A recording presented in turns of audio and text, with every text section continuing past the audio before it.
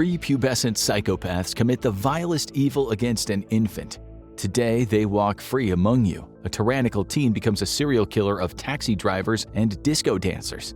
These are just a couple of cases in our gruesome catalog of killer kids, the young monstrosities you won't believe are real.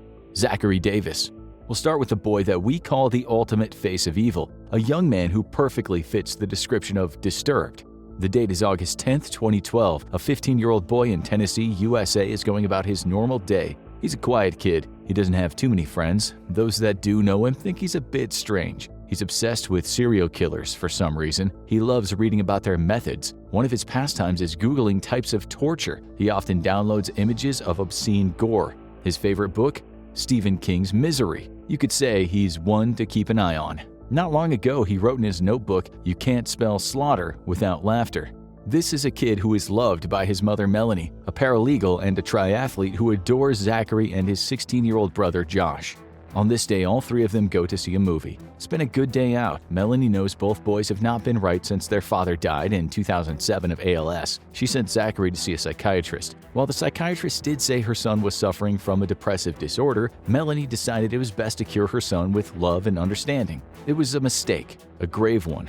After they got home from the movie, Zachary goes into his room and starts packing things into a backpack. The items include his beloved notebooks and a toothbrush, but what's entirely disturbing is he also packs a pair of gloves, a ski mask, and a claw hammer.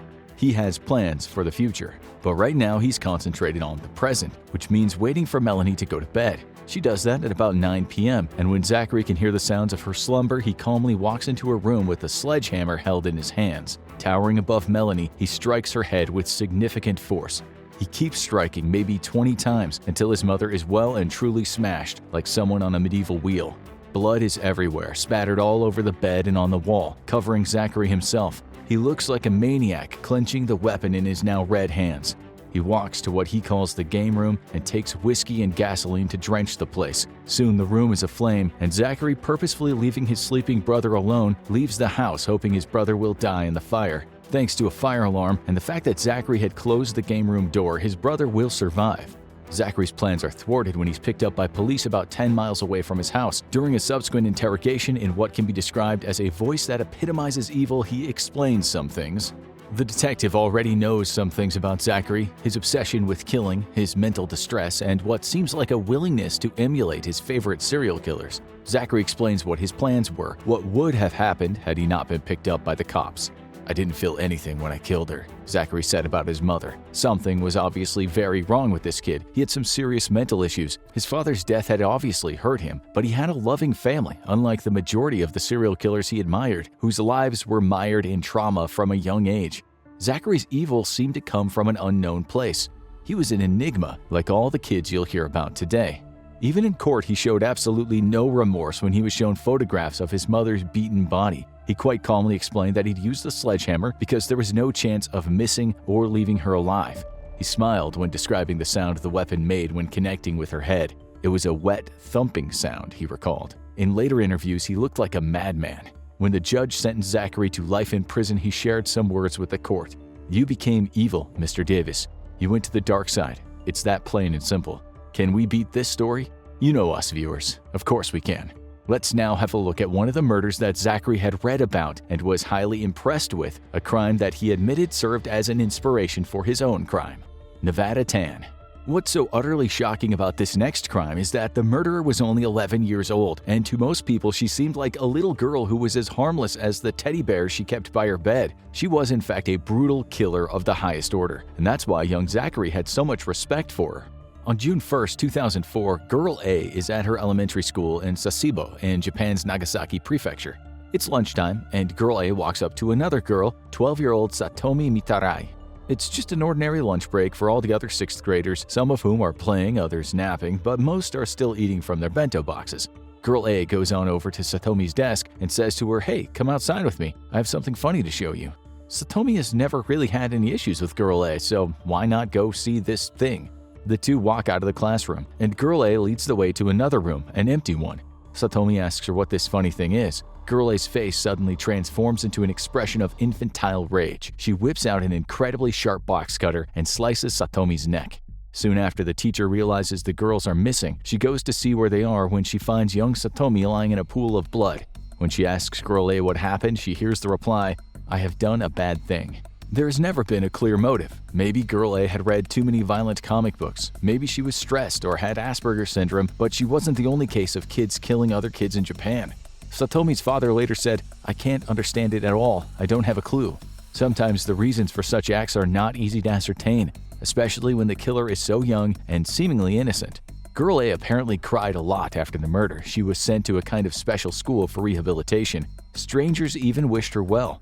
Others did not. They knew about the stories of Girl A kicking and punching other students. They knew that she was very capable of violence. They'd heard the police psychologist who said Girl A scared the hell out of her classmates and that there had been an incident with her and a knife not long before the murder. They also knew about her obsession, which was looking at violent images online. She loved the Battle Royale story and was a big fan of the death-themed Flash animation urban legend Red Room. You can, of course, hope that she'll get better and one day become a functioning member of society. It might be possible, but with this next sicko, we seriously doubt that's ever going to happen. That's because this young chap didn't just kill one person, he became the USA's youngest ever serial killer. Craig Price. When this young man was arrested at the age of 16, like many of the kids we'll talk about today, he was as cool as ice. He had that look of a psychopath, which featured the iconic complete lack of remorse. It's July 27, 1987. Craig is just 13 years old. He's already gotten into petty crime, stealing, breaking into houses, and even a bit of stalking. But tonight, he's about to up the ante. He has a plan, and that is to break into his neighbor's house in Warwick, Rhode Island. The owner is 27-year-old Rebecca Spencer. She might have seen Craig around the neighborhood, but the two don't know each other. Craig crawls through her window, walks into the kitchen and grabs a knife, after which he goes into her bedroom where she's sleeping and stabs her 58 times. This is a boy whose friends like to watch Scooby-Doo and still play with action figures. Despite some bad behavior, Craig is liked in the neighborhood. He's a large kid, but with a baby face. He's good at football, given his bulk, and soon gets the name Iron Man, even though he's still just a kid. No one suspects that he is a vicious killer. Like all serial killers, once he's had a taste for blood, he needed more. It's 2 years later when his neighborhood becomes frozen with shock when Craig's own family starts talking about a monster in their midst, someone who's done the most terrible thing. Craig takes pleasure in the fact that they have no idea they are talking about him. By all accounts, Craig lives in a stable family, and he is loved and cared for. His home life, at least to friends of the family, is great. The other night, he broke into the house of 39-year-old Joan Heaton. He had one intention as he sneaked into her house with the butcher's knife he'd bought earlier. This 15-year-old savage stabs her as she sleeps. She screams out as he bites her face. He loves the sound she makes when she's hurt. After stabbing her 62 times, he walks into the bedroom of her kids, both now awake and shaking with fright. The girls Jennifer, 10, and Melissa, 8, are later found in a similar state to their mom. For the detectives that arrive on the scene, it's a sight they never thought possible. They're traumatized by what they see. Soon the newspapers are talking about the Warwick slasher. People put extra locks on their doors. They never leave the windows open. They order their children home long before nighttime sets in. They are literally terrorized by a boy who they often chat with. Someone they think is a little bit cheeky at times, but a good kid on the whole. The police know something they don't. They're looking for a killer with huge feet, size 13, which is not a common size at all. Believing these crimes are the work of someone local, they put their heads together and find a kid who's been done for burglary before and other minor crimes. That's Craig Price, and when they look in his backyard shed, they find a collection of knives. They bring him in, and one of the first things they ask is, "Where did you get that big gash on your finger?" Craig didn't deny it for long. In fact, he seemed almost proud of his work. The newspapers were soon talking about the capture of Rhode Island's most notorious serial killer. But what people started talking about was the fact that this 5', 10-inch, 240-pound kid was 15 and he'd started killing when he was 13. How on earth was that possible? It was unheard of even in ultra-violent America, a country where serial killers were seemingly propagating like tadpoles in a large swamp. Craig didn't seem one bit bothered about his crimes when he described them to the detectives. When he talked about killing those children, it was like he was explaining what he had for lunch that day. One of the detectives later said, "He talked about killing these people like it was nothing. I mean, absolutely nothing. It's incredible." And he took pleasure in telling them that because he was a juvenile, he'd soon be out of prison. To say the least, the detectives who'd seen the bite marks on the mother's face and witnessed knife blades snapped off in the arms of her young daughters were furious. All they thought was, this is a person that has no remorse, and we believe when he says that he will make history when he gets out in a few years. Craig actually told them he would, bragging about it. That night, Detective Tom Colgan returned home to his wife and children and bawled his eyes out. He cried and cried and cried. He'd been the first person on the scene in that triple murder, and to see this kid smirk at his actions broke him. Detective Kevin Collins reacted differently. He flew into a rage, promising himself that as long as he lived, that kid was not going to walk out of juvenile detention in a few years' time. With relatives of the victims and local police, Collins created the Citizens Opposed to the Release of Craig Price group. The pressure mounted and the state soon passed a law that allowed juveniles to be tried in adult court, but only for serious crimes. This is why Craig is still in prison today and may never be released. Since his arrest, he's seen many psychiatrists. As we said, it seemed that Craig Price came from a loving family. There's no evidence of any abuse, not even aggressive spanking. He said in the past that white people were to blame because when he was young, on occasion people issued racist slurs at him. That might have been true, and as wrong as it is, people generally don't mutilate children when they're offended. Psychiatrists have said that Craig is a psychopath. His violence has nothing to do with racism, and one of them said, "I suspect from all I've seen and know of these murders that Craig was in a psychotic rage at the time of these events and that he should probably be classified as a serial murderer, a disorganized type." The Heaton family he killed had only lived in that neighborhood for 2 weeks. They'd even helped Craig fix his bike chain one day. Craig later said he felt a racist aura around the mom. He later admitted, "I knew the act of killing Joan Heaton was the answer." Now a grown man, Craig has had multiple fights in prison and on occasion has attacked other inmates with shivs. He did that just in 2019 and was sentenced to 25 years for it. While inmates who kill kids and women can face harassment and kill-on-sight type violence from other inmates, his history of incarceration shows that he's the one who initiated most of the attacks against the inmates and officers. Can some people be born evil? Can the brain just be wired up the wrong way with some folks? We'll tell you our theory soon, but first you need to hear about another blossoming beast, Jasmine Richardson. If there ever was a natural-born killer, Craig Price was one, and we have no doubt that Jasmine Richardson could also be given this title. Like Craig, she had a few screws loose. As we said before, with just about all serial killers, there's a history of extreme childhood trauma and horrific violence. But with some killers, it's never obvious where they got their evil side from. Jasmine is one of those people. The story contains two killers, but one of them was 23 at the time they met in 2016. He was the lover of Jasmine, Jeremy Steinke. She was 13 at the time of the murders, but 12 when she met him. Sure, you can say he made her do it. She's also a victim, but we're not buying that. The story takes place in Medicine Hat, a city in southeast Alberta, Canada, population 63,000. They met at a punk rock concert. Jasmine is really taken with this older guy, who most people think is way too old for her. He's an unusual guy too, claiming he's a 300-year-old werewolf. He's an angry goth, a rebel without a cause. More Marilyn Manson than Susie and the Banshees. Jasmine's parents don't want their daughter seeing a guy who's so much older than her. She's a child and he's a young adult. They don't actually know he's a bit messed up. His mom is a very angry alcoholic and his stepfather has been abusive to him. Jasmine's parents, who love her dearly, try to stop the relationship in its tracks, and Jeremy becomes enraged. He writes online, "Their throats I want to slit. They will regret the beep they have done, especially when I see to it that they are gone. Their blood shall be payment." Thing is, this is the kind of thing he always writes. He does claim to be a werewolf after all. People took him about as seriously as they would a child throwing a tantrum because Santa didn't bring him a helicopter for Christmas. Nonetheless, bad plus bad doesn't equal good. There is someone else in this equation who looks at his words online and says, "Okay, good idea, let's do it."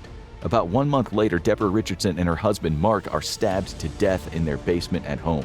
Just after Jeremy had done this to them, he goes upstairs to where Jasmine's little brother Jacob is pleading for his life. As he whines at them, "I'm too young to die," Jasmine starts feverishly stabbing him. Jeremy then finishes him off by slashing his throat. As planned, the two go on the run with some help from a third party.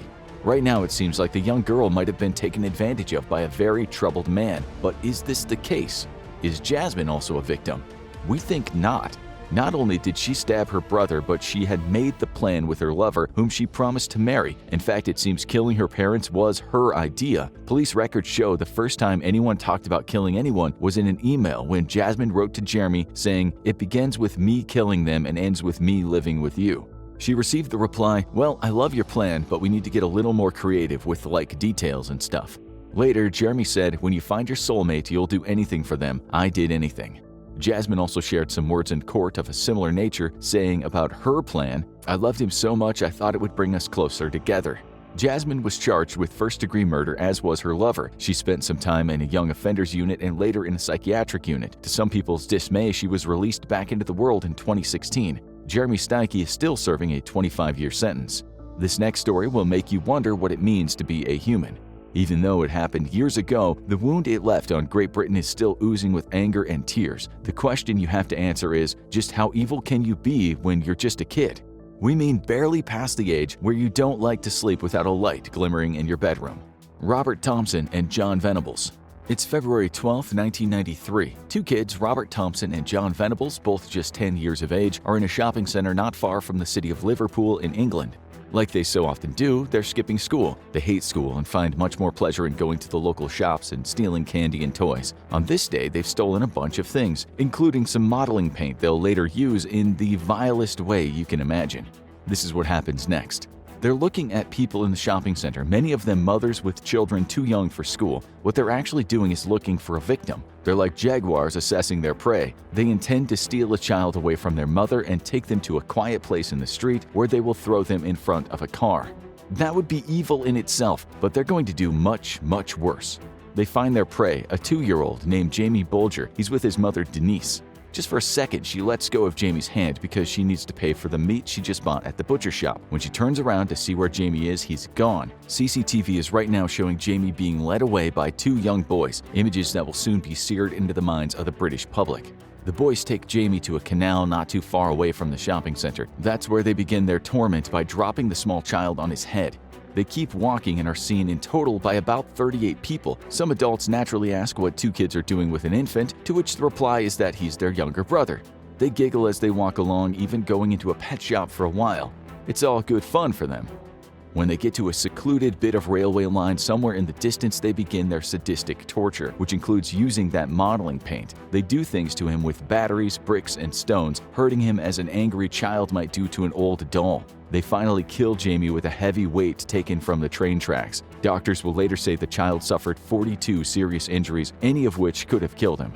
Jamie is already dead by the time they place him on the railway tracks. When both boys are talking about how cool it will look when a train goes over him, and then they get bored with waiting, so they just leave him there, and later a train does pass by and cuts his body in two pieces.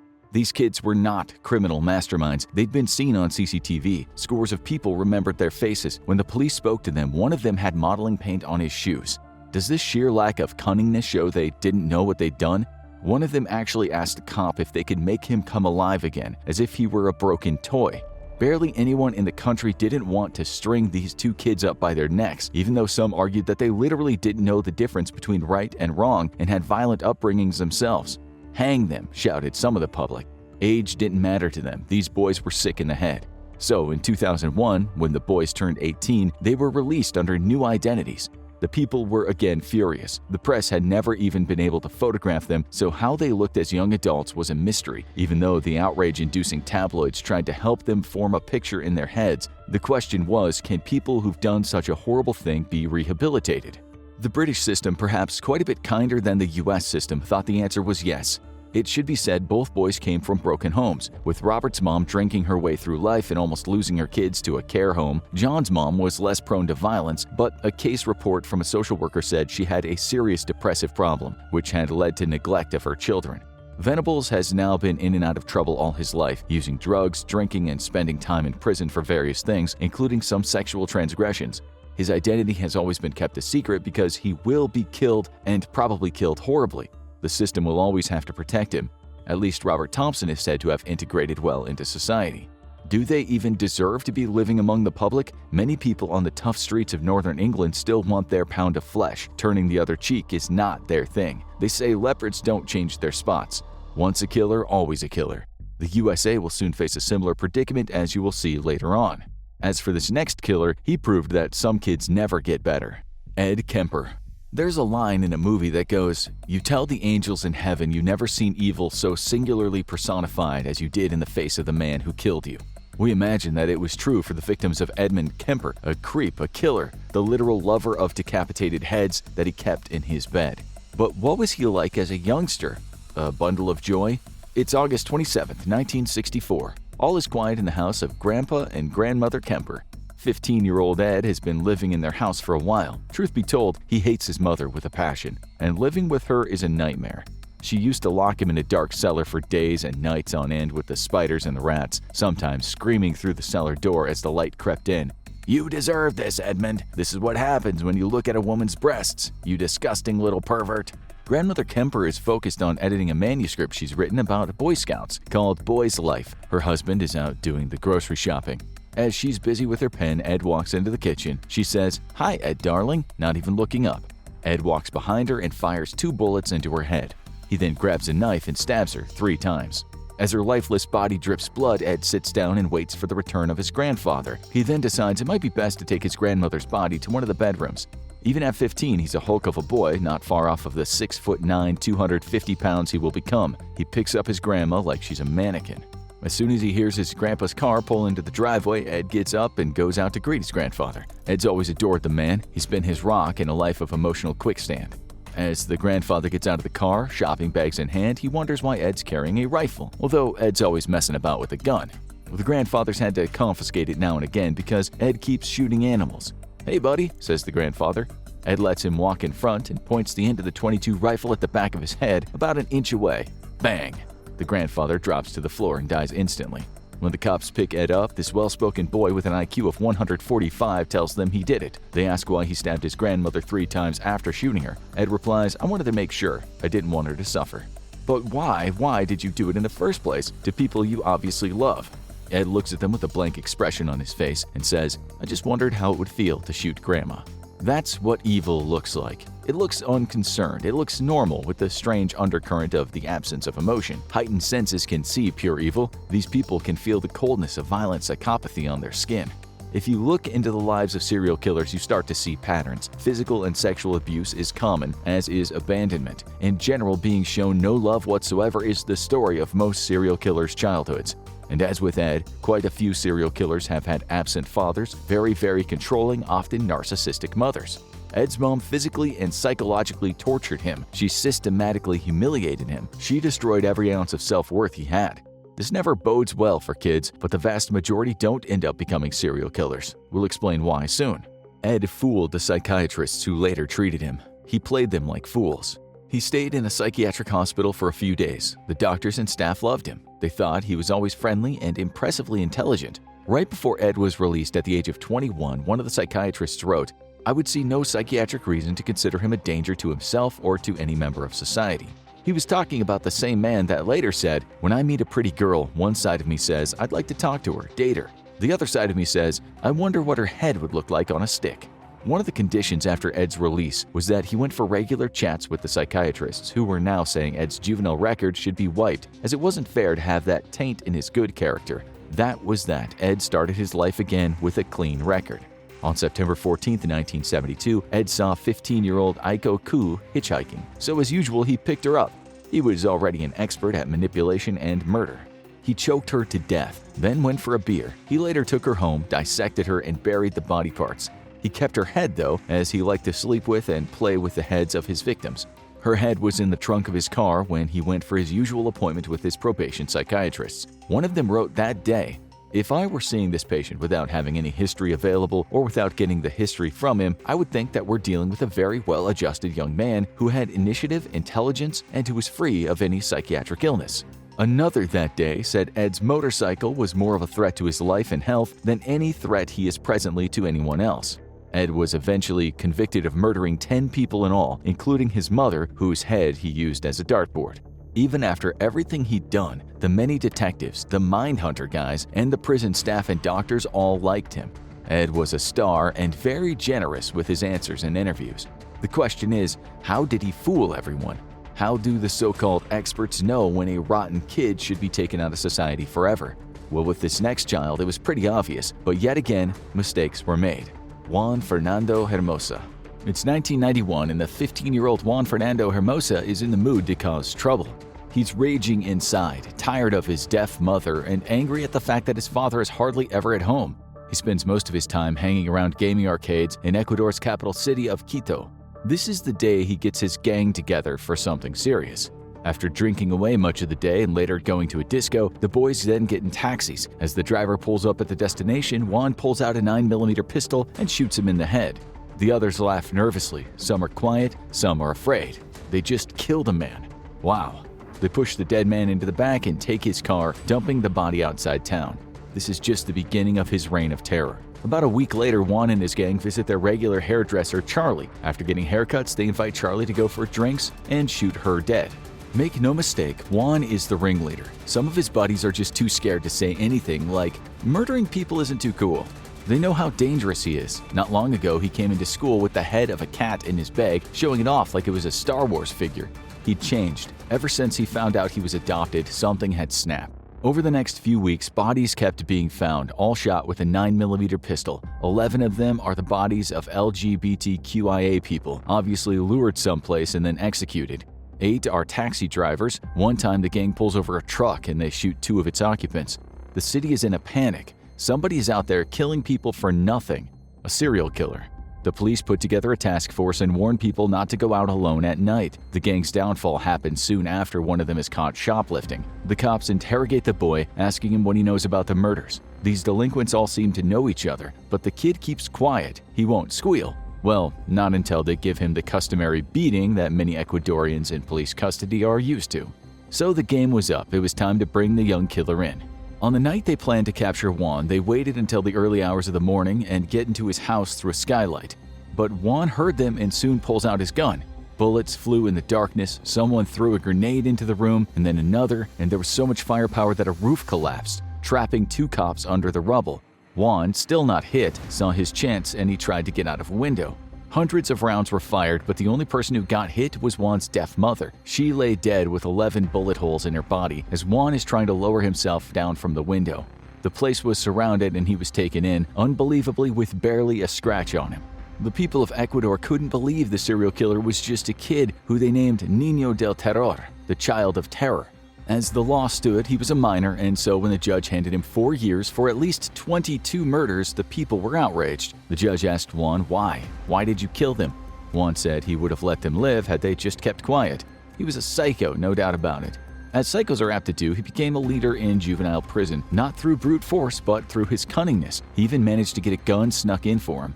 On June 17, 1993, he led a group of 10 young prisoners outside the prison with that gun, shooting a cop 5 times on the way. After that, he fled to Colombia but was captured again and then sent home.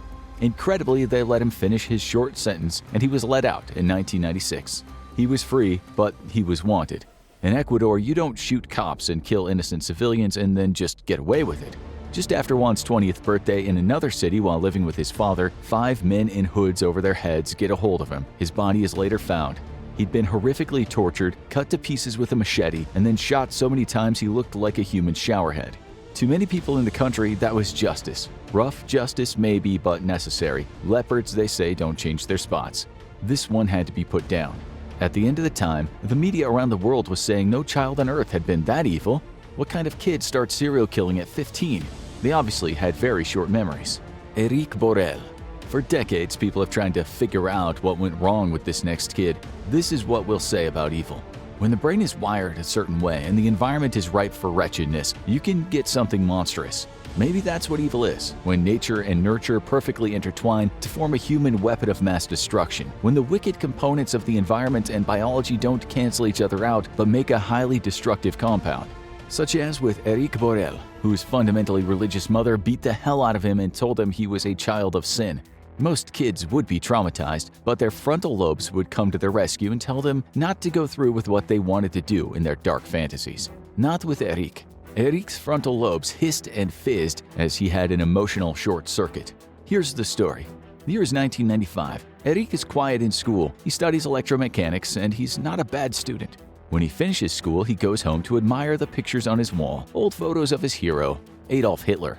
Swastikas are painted above his bed. Books about war and war crimes are scattered around. He has a particular interest in America's Waco siege. Today, he has a plan. It's September 23rd, and at the age of 16, Eric takes an Anschutz .22 caliber rifle into the family kitchen and shoots his stepfather 4 times. That's not enough. Gritting his teeth in anger, he takes a hammer to the dead man's head.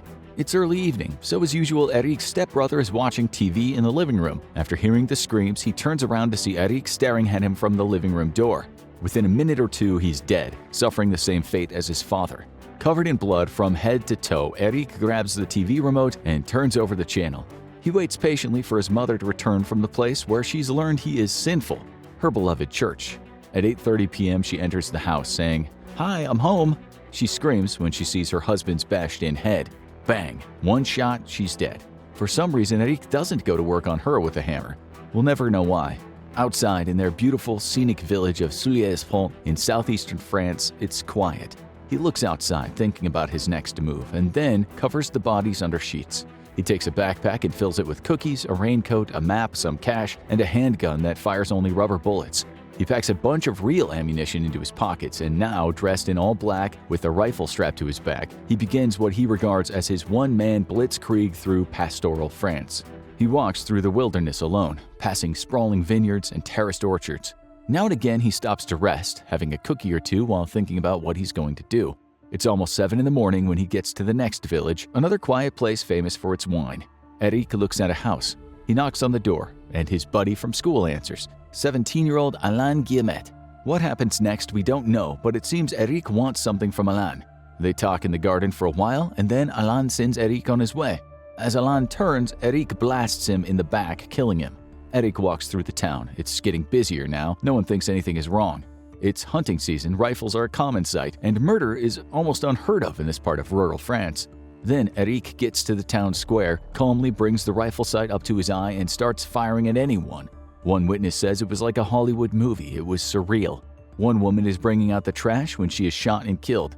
Eric runs closer to a house in which he can see people. He takes aim and fires, killing an elderly woman and injuring her husband. The neighbor pulls back the blinds and the next to see what all the commotion's about, and Eric shoots her dead. He then kills another elderly man who is drinking coffee outside on a terrace. Eric moves again, firing at 2 young boys. One, just 15, is killed on his way to buy baguettes.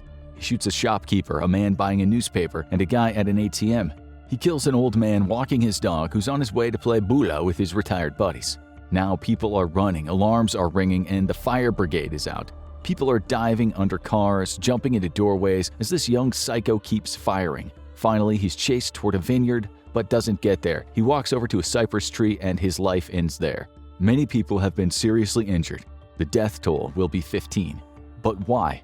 Because his mother called him evil and his real father wasn't around? No, it's as we said, certain bad elements all have to meet to create something so purely and demonstrably malevolent. People read in the papers that Eric sympathized with Hitler and that he liked the movies Terminator and The Silence of the Lambs, and that he had a thing about guns and the military, but it still didn't make sense.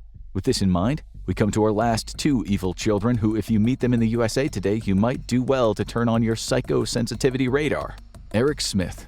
August 2nd, 1993, a 4-year-old child named Derek Joseph Robbie is playing outside his quiet, tree-lined neighborhood in Steuben County, New York.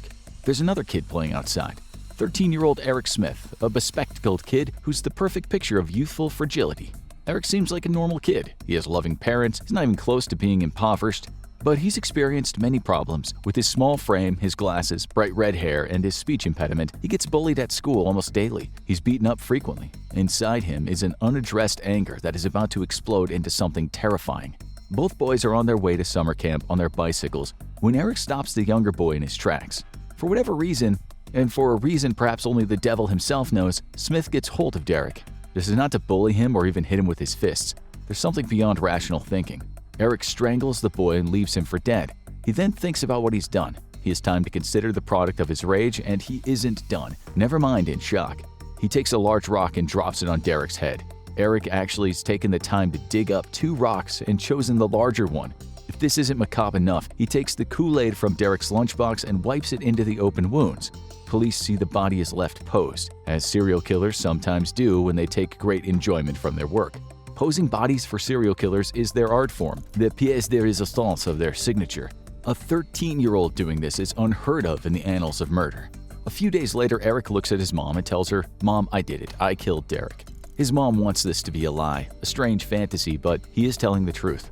On November 7, 1993, Eric was convicted and sentenced to 9 years to life, to be served in a young offenders prison and later an adult prison.